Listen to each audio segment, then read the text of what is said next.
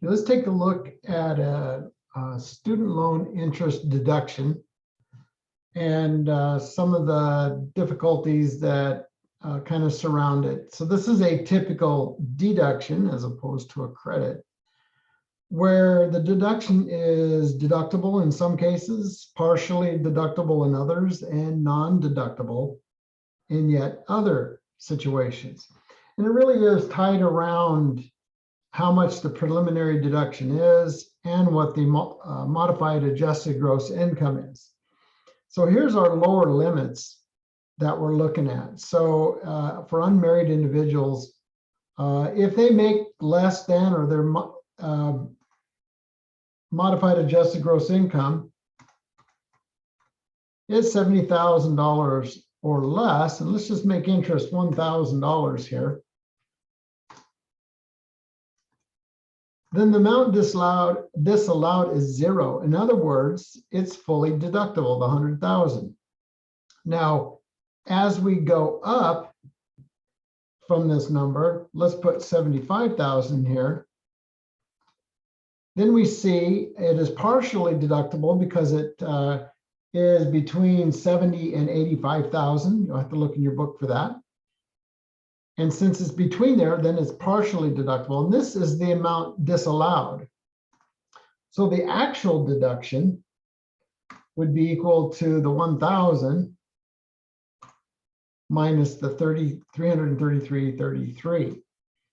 Okay, so let's clean that up for sure.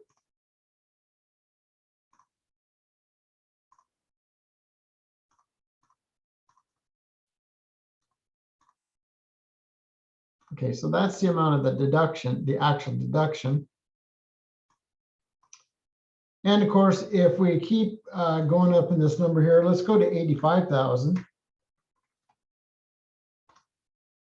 We notice that the complete 100,000 or $1,000 is now completely disallowed and the deduction is zero. Okay, so let's just take a look at this problem here. The same goes for married, by the way, although we can see the lower limit's much higher. So Rebecca took out 25,000 of loans and used exclusively to pay her qualified higher education expenses.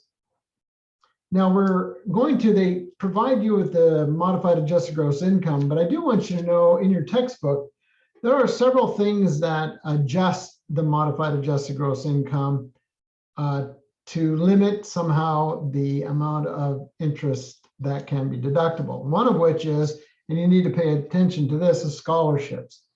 So of these exclusive expenses, scholarships are offset against that. In other words, you're not going to get a deduction for student loans for the full amount if part of this was paid for by a scholarship. So during 2020, she paid a total of $1,000 of interest. Good. She's single and her adjusted gross income is $63,000.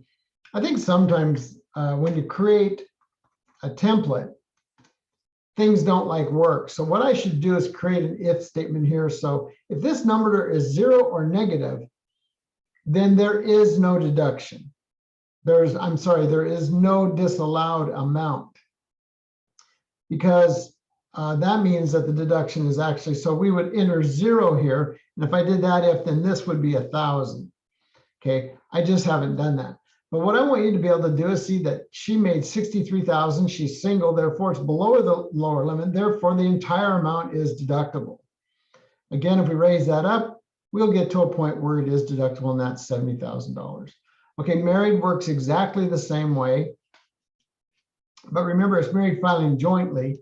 You cannot take this deduction if you're married filing separately, or that you can be claimed by some other dependent as a dependent for somebody else. One of the things you need to understand too is it doesn't matter who paid these expenses and who took out the loan. The person that's responsible for the loan is the one that is used the loan and is of an age to pay the interest. So it doesn't matter that maybe Rebecca's parents paid the $25,000. The loan is her responsibility. The deduction is her deduction to take. Okay, hope this helps. This will pertain probably at least until 2022. And we watch for changes. If it does not change, then this calculation holds up just fine.